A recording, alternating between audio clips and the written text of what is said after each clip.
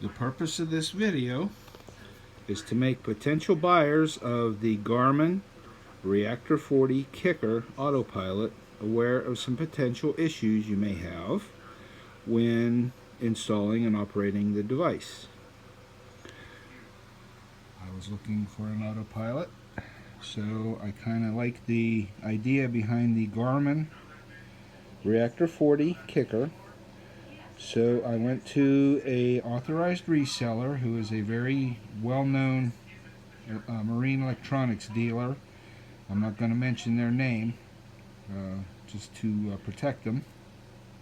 But anyhow, this is a picture of their website, and of course it says Garmin authorized reseller.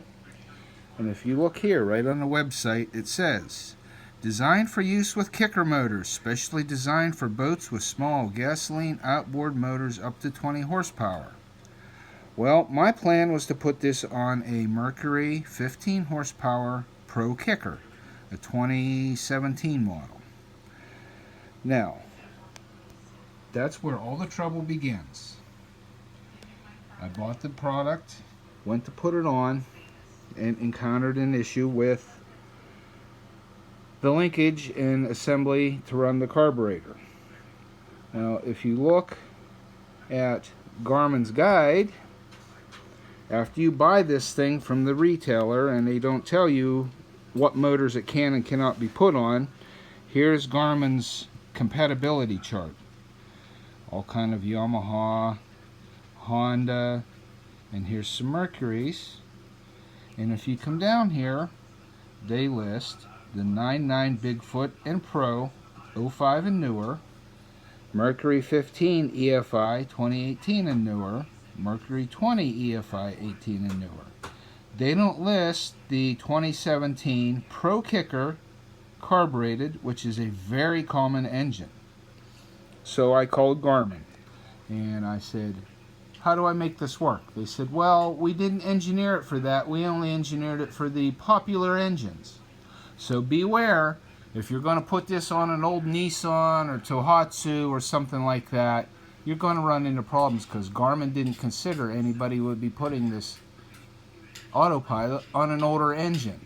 You know, it's like you spend $2,600 for an autopilot, they expect you to go spend another $3 or $4 grand for a kicker that's compatible. You can't put it on your old kicker and make it work. So anyhow, I talked to Garmin, and they said you're kind of on your own with the throttle control because it's only designed for the Mercury 15 EFI, not the carbureted. Long story short, I got it working on my carbureted engine, and I had another issue questioning some of the setup on the dockside wizard that you have to run through to configure the autopilot after you get it installed. The guy at Garmin that I talked to, I told him, I said, hey, I got this figured out on how to work it on a carbureted engine. He says, great, send us pictures. Here's my email address. Send us pictures so we can check this out and add it to our list. After I did the work to figure it out, they wanted to take the credit so they could add the 15 carbureted to their list of engines that it'll work on. So, anyhow, I used it, got it working, and our second trip out. First trip was pretty uneventful. The autopilot seemed to work pretty good. But second trip out, ran into a major problem. This is what they use for the steering actuator on the autopilot. Second trip out, this little motor is supposed to spin a shaft that makes this little motor here spins a shaft inside that makes this collar go back and forth to steer the motor. Well, in the process of doing that, it stripped. It just pulled right apart.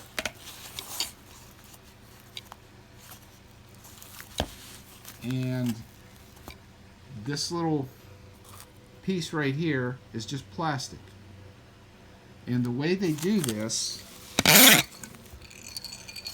plastic piece has, or had, threads on the inside, I don't know if you can tell or not, but the threads are no longer there because they stripped out. The threads are supposed to mesh with this special cut of threads on this shaft. So I called Garmin. I said, hey, this thing's stripped out. They said, sorry, buddy, you're on your own. You put it on an engine that wasn't approved on our list, so you're screwed. We can sell you a new one for $950. This little motor thingy here. We can sell you a new one for $950. And I argued with the guy saying, it was your engineering problem that caused my grief. Because up inside is a nut and a washer and a little plastic collar. So what happens is, this plastic thing is supposed to be on here inside of that tube. This washer is on here.